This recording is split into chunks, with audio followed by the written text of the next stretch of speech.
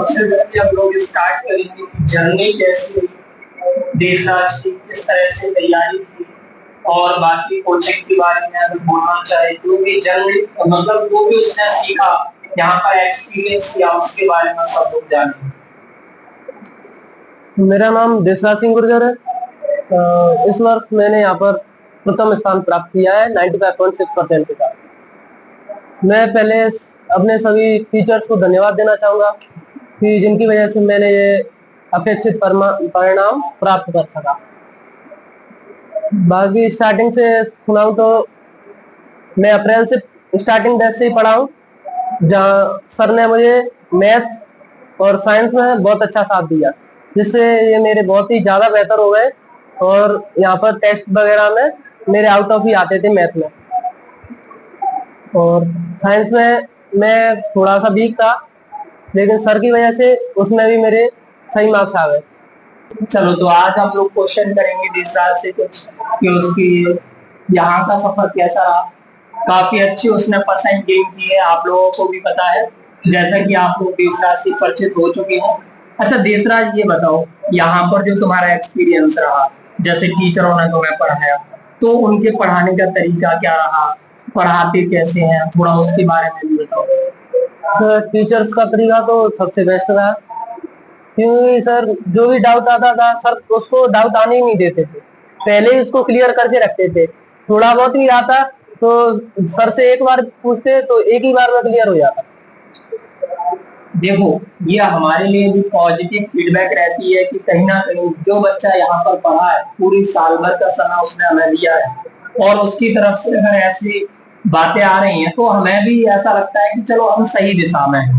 इसके अलावा हम लोग जानेंगे कि जैसे कुछ सब्जेक्ट मेरे नजरिए में देशराज के कमजोर भी रहे, जिसकी वजह से 95.6% मुझे लगता है उसके अलावा भी और भी परसेंट जा सकती थी उसकी, लेकिन उसके नजरिए में भी कुछ सब्जेक्ट ऐसे रहे जो थोड़े से वीक रहे उसकी।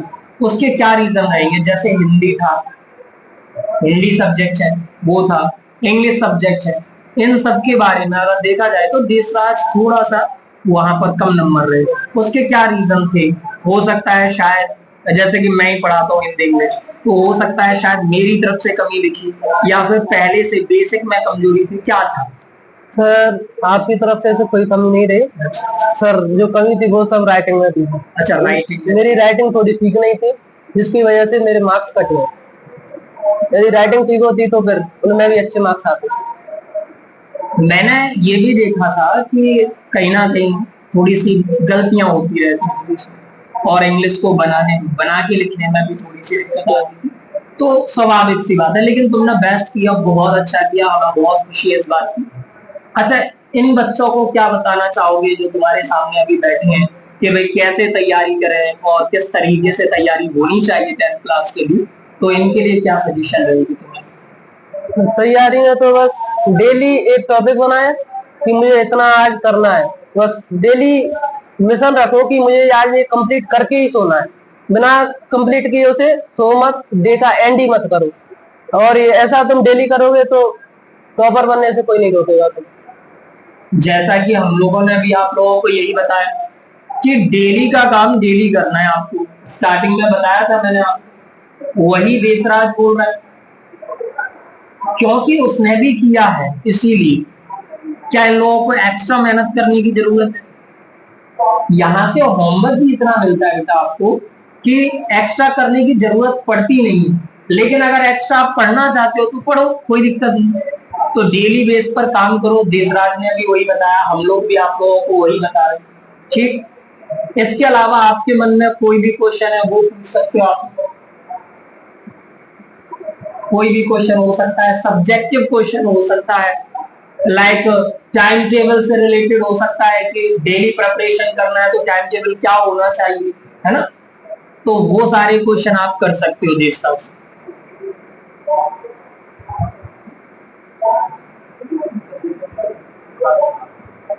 सबसे ज्यादा इंटरेस्टिंग सब्जेक्ट कौन सा था, है ना देशराज? सचिन ने पूछा है कि तुम्हारा सबसे फेवरेट सब्जेक्ट क्या रहा? इंटरेस्टिंग तो तुम जिसमें इंटरेस्ट दिखाओगे उसी में होगा। जैसे मैथ पढ़ोगे तो मैथ अगर तुम लगन से पढ़ोगे तो मैथ तुम्हें अच्छा लगेगा, हिंदी अच्छी पढ़ोगे तो हिंदी अच्छी लगेगी। जिस भी सब्जेक्ट में तुम इंटरेस्ट दिखाओगे वो तुम्हें अच्छा लगेगा। सब्जेक्ट इंटरेस्टिंग तुम्हारे इंटरेस्ट दिखाने से होता है। बिल्कुल, जिस भी सब्जेक्ट को ज्यादा समय दोगे वही इंटरेस्टिंग बन जाएगा। मैथ को ज्यादा दोगे, मैथ ज्यादा अच्छे से आएगा और वो अच्छा लगेगा सबको। ये सीधी सी बात है और ये नॉर्मल बात है, यही होता है। तो ये इंटरेस्टिंग बनाने का फंडा आप लोगों के पास है। जिस भी सब्जेक्ट को जितना ज्यादा आप टाइम दोगे वो धीरे धीरे फेवरेट सब्जेक्ट बन जाएगा। एकदम से नहीं बन सकता, लेकिन धीरे धीरे बन जाएगा। आ रही है बात समझ? बाकी किसी और का कोई क्वेश्चन?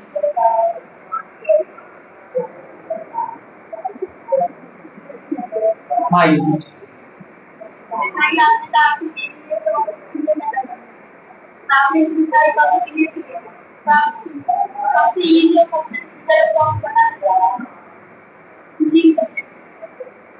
मुझे साइंस में chapter 4 carbon and its compound सबसे डिफिकल्ट लगा।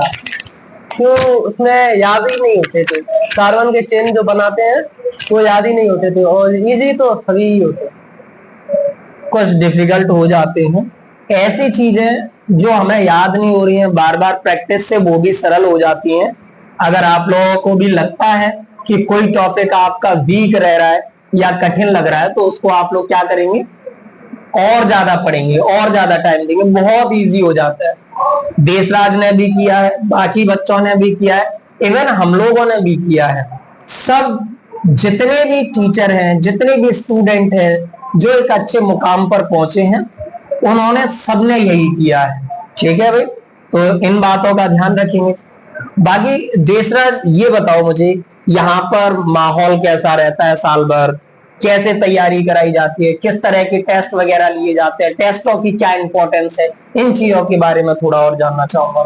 सर टेस्ट तो बहुत ही ज्यादा इम्पोर्टेंट है, क्योंकि टेस्टों से तुम्हें पता चलेगा कि तुम कितने पानी में हो। यदि तुम टेस्ट ही नहीं दोगे और तुम ये सोचोगे कि मुझे तो सब आता है, मैं क्या करूंगा टेस्ट देके, तो फिर तुम अपने परिणाम पर नहीं पहुंच पाओगे। टेस्ट दोगे उससे तुम्हें पता चलेगा कि मैं कहाँ पर पीछे हूँ और कहाँ मुझे अभी और मेहनत करनी है। किस सब्जेक्ट में, किस टॉपिक में क्या कमी रह रही है, वो खुद भी आकलन किया जा सकता है। देशराज ने लास्ट में जो एनुअल टेस्ट होते हैं उसमें देखा था, मैंने उसको पर्सनल सजेशन दी थी कि हिंदी इंग्लिश पर थोड़ा काम करो, तो उस पर किया, वरना इससे और भी गड़बड़ हो सकती थी, लेकिन उसने काम किया। तो टेस्ट बेहद जरूरी है, जो कि अपनी कोचिंग पे बहुत कराए जाते हैं, है ना। इनसे पूछ के देखो कितने टेस्ट हुए होंगे, देशराज कितने टेस्ट हुए होंगे साल भर में, तो मुझे खुद ही याद भी नहीं रहते कि कितने, कोई फिक्स ही नहीं। आज आप लोगों का टेस्ट था, पोस्टपोन कर दिया है, लेकिन ऐसा नहीं है कि वो कैंसिल ही हो गया है, कल होगा वो टेस्ट अब, लेकिन टेस्ट जरूर होंगे। टेस्टों की यहाँ गिनती नहीं है, तो कहीं ना कहीं टेस्ट आपके प्रिपरेशन में बहुत हेल्प करते हैं। और आपको भी यही कोशिश करना है कि जितने भी टेस्ट होंगे ना, सबको लगन के साथ देना है, चाहे वो छोटा टेस्ट हो चाहे बड़ा टेस्ट हो, हर सब्जेक्ट का टेस्ट। और टेस्ट के लिए तैयारी करना मतलब तुम्हारे एग्जाम के लिए तैयारी करना। ठीक है भाई, तो इन चीजों का ध्यान रखना है। बाकी देशराज मुझे ये बताओ, जैसे टाइम मैनेजमेंट नहीं हो पाता बच्चों का, तुमने भी टाइम मैनेजमेंट किया होगा, टाइम टेबल भी बनाया होगा, है ना, तो उसके लिए थोड़ा सा इनको बता दो, ताकि ये लोग आगे चल के टाइम मैनेज कैसे करेंगे। क्योंकि अभी तो स्टार्टिंग है इनकी, लेकिन आगे चल के तुम्हें पता है कितना प्रेशर होता है, कितने बिजी हो जाते हैं, सारे सब्जेक्ट का बर्डन हो जाता है, तो उसको कैसे हैंडल करना है, प्लस टाइम टेबल कैसे बनाना है, थोड़ा बहुत सजेशन इनको जरूर मिलनी चाहिए इस पर। सभी सब्जेक्ट्स को लिए टाइम बांट लो कि मेरा जो वीक सब्जेक्ट है उसको थोड़ा ज्यादा टाइम दो, और जो जिसमें तुम अच्छे हो उसको थोड़ा कम, जिससे सभी सब्जेक्ट्स बराबर नॉर्मल हो जाएंगे। फिर जब तुम उनमें से किसी सब्जेक्ट को बेहतरीन बनाना चाहोगे तो तुम बना सकोगे। नहीं तो कोई अगर पीछे रह जाएगा, कोई सब्जेक्ट ज्यादा अच्छा है, तो तुम सभी को एक ही लेवल पर नहीं ला सकते। और यदि जब तक तुम सभी में सही नहीं हो तो परसेंट तो नहीं आ सकती। ऐसे आगे का मान के चलो, अभी सिलेबस इनके पास उतना है, होमवर्क भी उतना नहीं दिया जा रहा, तो आगे चल के जैसे ये लोग जब बहुत सारा बोझ हो जाएगा सिलेबस का, तब कैसे हैंडल करना है, क्योंकि उस समय रिवीजन का भी टाइम नहीं मिलता, प्लस होमवर्क भी करना है, और साथ ही साथ एक्स्ट्रा भी पढ़ना होता है थोड़ा बहुत, तो उस टाइम कैसे मैनेज किया तुमने? तुमने भी तो कोई तरीका आजमाया होगा कि भाई मेरा होमवर्क भी हो जाए प्लस रिवीजन भी हो जाए, तो उस टाइम तुमने बाकी काम कम किए होंगे, जो भी काम वगैरह रहे तुम्हारे एक्स्ट्रा वो पहले किए या पहले होमवर्क किया, जो भी। तो ये और बताओ इनको ताकि इन्हें क्लियर हो जाए। मैं होमवर्क तो कोचिंग से जाता था, तो थोड़ा रेस्ट लेकर खाना पीना खाकर सीधा होमवर्क कर लेता था दिन में। बाकी फिर जो भी रिवीजन करना है वो सुबह रखता था, कोचिंग आने से पहले रिवीजन हो जाता, ताकि यहाँ पर सर जो भी पूछे वो सही सुना सके। और एक्स्ट्रा होमवर्क तो लास्ट में एकदम नाइट में जब सोने वाला होता था तब करता था। तो एक्स्ट्रा होमवर्क वैसे ज्यादा जरूरत पड़ती नहीं है, लेकिन अगर आपका मन है कि हमें एक्स्ट्रा होमवर्क करना है तो आप लोग कर सकते हैं, लेकिन ये बाद में प्रायोरिटी किसको देनी है भाई? प्रायोरिटी देनी है आप लोगों को सबसे पहले होमवर्क। जैसा कि देशराज ने बताया आप लोगों को कि सबसे पहले घर जाके खाना पीना खा के थोड़ा सा रेस्ट करके होमवर्क खत्म किया। होमवर्क खत्म करने के बाद जो भी आपके पास एक्स्ट्रा टाइम है, सुबह का रिवीजन बहुत इंपॉर्टेंट चीज है। यहाँ आने पर सब पूछा जाएगा, एक दिन पहले का होमवर्क पूरा पूछा जाता है आप लोगों से, तो रिवीजन सुबह हो जाए बहुत अच्छा माना जाता है। और वैसे भी सुबह का समय पढ़ने के लिए बहुत अच्छा माना जाता है। तो अगर आप लोग तैयारी करेंगे अच्छे से तो कोशिश करो कि सुबह आप लोग रिवीजन जरूर कर पाए, ठीक है? रात के टाइम पर अगर आप लोगों को समय मिल रहा है एक्स्ट्रा पढ़ने के लिए तो बिल्कुल पढ़िए।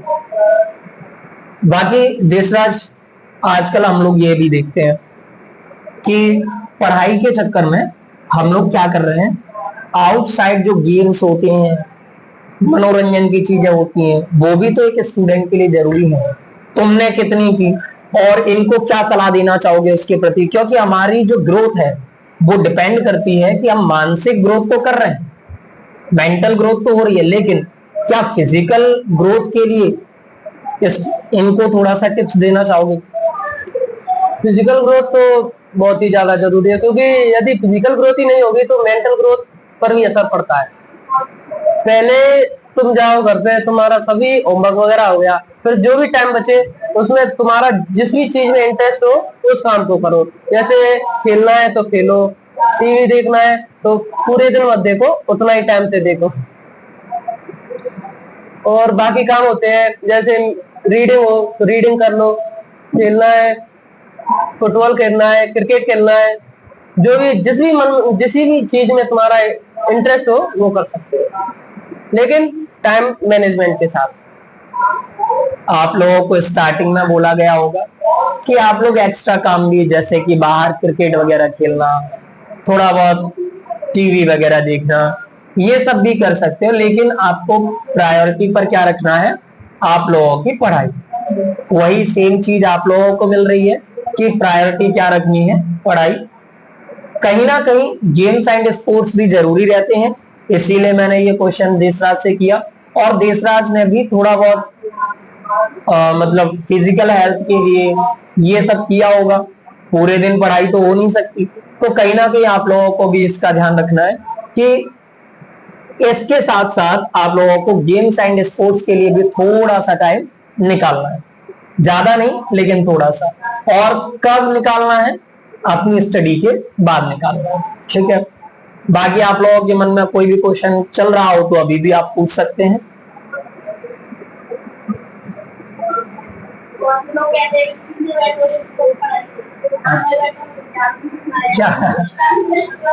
कितना बढ़िया क्वेश्चन किया है।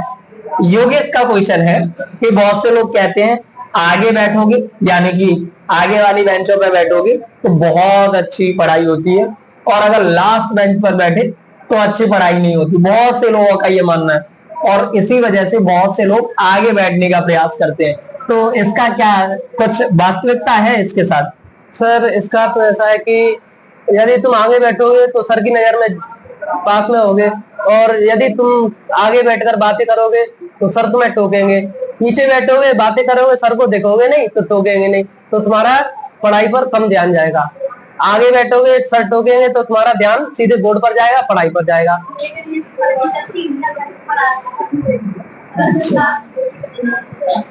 सर क्लास तो नहीं देख रहा है। देखो, सही क्वेश्चन है। वैसे हम इतने स्टूडेंट रखते नहीं कि कैपेसिटी से बाहर हो जाए, ध्यान ना दे पाए ना, तो कहीं ना कहीं पीछे वाली बेंचों पर नजर रहती है और कहीं ना कहीं उतना ज्यादा दिक्कत नहीं रहती, कोई भी क्लास में अभी भी बात नहीं करता होगा। लेकिन स्टूडेंट्स की क्या होती है, ये हैबिट होती है कुछ की, कि अगर टीचर बोर्ड पर पढ़ा रहा है तो भी क्या हो जाता है, बातें कर रहे हैं आपस में। सपोज दैट मैं लिखा रहा हूं तो मेरा पूरा फोकस कहाँ है, यहाँ है।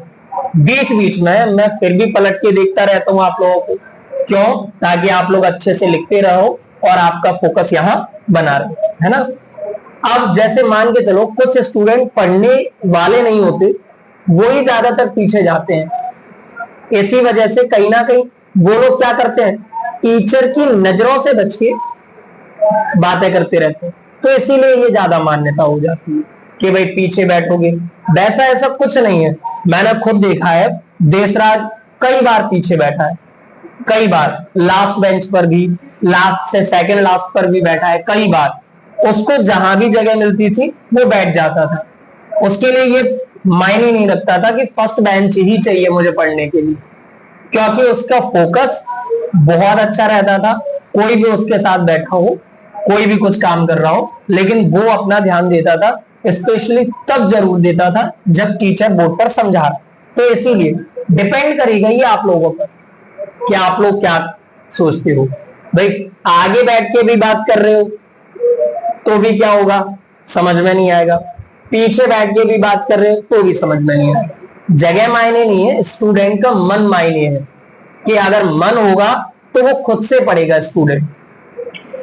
अब बहुत सारे बच्चों को क्या लगता है ज्यादातर कि हो जाएगी पढ़ाई, हो, ऐसा सोचने से नहीं होती, करने से होती है। बोरियत लगती है सबको पढ़ाई, सिर्फ एक की बात नहीं हो रही।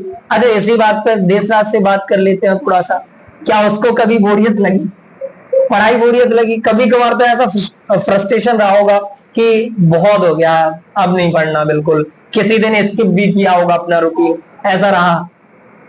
सर जैसे मैंने मैथ पढ़ा था, मैथ में सवाल एक बार लगा लिया, आंसर नहीं आया, दो बार लगा लिया फिर भी नहीं आया, तो फ्रस्ट्रेशन बढ़ जाती है, फिर वो सब्जेक्ट तुम्हें बोरिंग लगेगा। जब तुम काम करते जाओगे, टास्क कंप्लीट होते जाएंगे, तो तुम्हें वो सब्जेक्ट अच्छा लगेगा। टास्क अगर तुम्हारे कंप्लीट ही नहीं होंगे, पहले ही टास्क पे तुम डले हो, तो फिर तो बोरिंग लगेगा ही। धीरे धीरे जैसे जैसे तुम टास्क कंप्लीट करते जाओगे, जीतते जाओगे टास्क में, तो वो सब्जेक्ट तुम्हें अच्छा लगेगा, सारे काम अच्छे लगेंगे। देशराज ने जो आप लोगों को बात बताई, वो एक महान व्यक्ति की एक सिद्धांत है। उन्होंने सिद्धांत दिया था, थार्ल डाइक करके एक महान व्यक्ति रहे, जिन्होंने सीखने के कुछ नियम दिए, उसमें से बात बताई है। हालांकि देशराज को भी नहीं पता होगा, लेकिन उसने सही बात बताई। जब आप किसी चीज में जीतते जाते हो ना, आगे बढ़ते जाते हो, तो ऑटोमेटिक आपका जो दिमाग है वो चाहता है कि मैं और अच्छे से उस काम को करूं। जैसे आप पहली बार क्लास में फर्स्ट आते हो ना, तो आपके मन को बहुत अच्छा लगता है और फिर अपने आप आपका मन करेगा कि मैं और अच्छा पढूं। ये नियम भी है, आ रही है बात समझ में? तो आप लोगों को भी यही करना है कि पहले शुरुआत में फ्रस्ट्रेशन होगी, जब आपको चीजें याद नहीं आएंगी, जब आपसे सवाल बार बार गलत होंगे, कई बार साइंस में बहुत सारे फॉर्मूले भूल जाओगे आप। लेकिन जब आप टेस्ट दोगे ना, और वहां टेस्ट में आप फर्स्ट आओगे, उसके बाद और मन करेगा कि गलत तो हो रहे हैं मुझसे, लेकिन मुझे और अच्छा करना है। आ रही है बात समझ में? तो ये सारे रूल्स आप अपना सकते हैं। अगर और कोई क्वेश्चन है तो आप कर सकते हैं।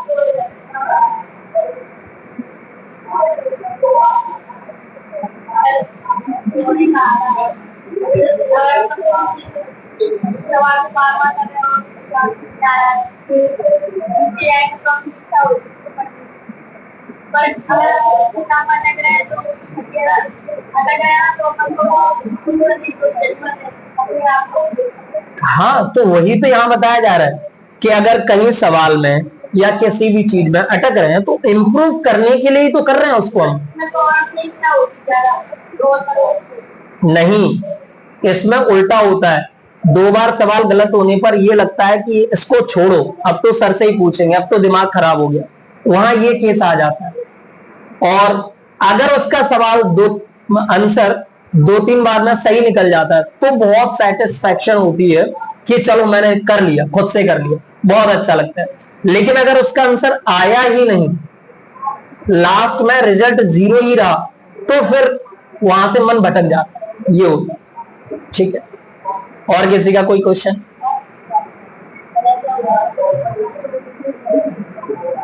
क्या, थोड़ा जोर से बोल। हाँ, कृष्णा का सवाल है, किसी भी सब्जेक्ट को अगर हम पढ़ रहे हैं तो उसको कितने घंटे तक पढ़ना चाहिए, एक ही सब्जेक्ट को, और कितने समय तक हम फोकस कर सकते हैं ज्यादा से ज्यादा? वो तो तुम पे डिपेंड करता है, ये डिपेंड करता है स्टूडेंट्स पर। ठीक है, तुम जिस चीज में जितनी रुचि दिखाओगे उतना ही तुम्हारा फोकस बनेगा। अगर तुम चाहोगे कि मैं इसी एक ही सब्जेक्ट को पढ़ता रहूं पूरे दिन, तो नहीं कर पाओगे, क्यों? फिर वो फोकस हटे आता है अपने आप ही। तो जैसा कि बताया, हर सब्जेक्ट के लिए डेली टाइम निकालना है, कम कम टाइम निकालना है। क्यों? क्योंकि एक ही सब्जेक्ट को पढ़ने से फोकस नहीं बन पाएगा उस पर, और इंटरेस्ट भी नहीं रहेगा फिर उसको पढ़ने में। इसीलिए आप लोगों को क्या करना है, हर सब्जेक्ट के लिए अलग अलग टाइम, जैसा कि देशराज पहले ही बता चुका है कि हर सब्जेक्ट को अपनी कैपेसिटी के हिसाब से टाइम देना है। जो कठिन है उसको थोड़ा ज्यादा समय दो, जो तुम्हें सरल लग रहा है उसको थोड़ा कम समय दो। ठीक।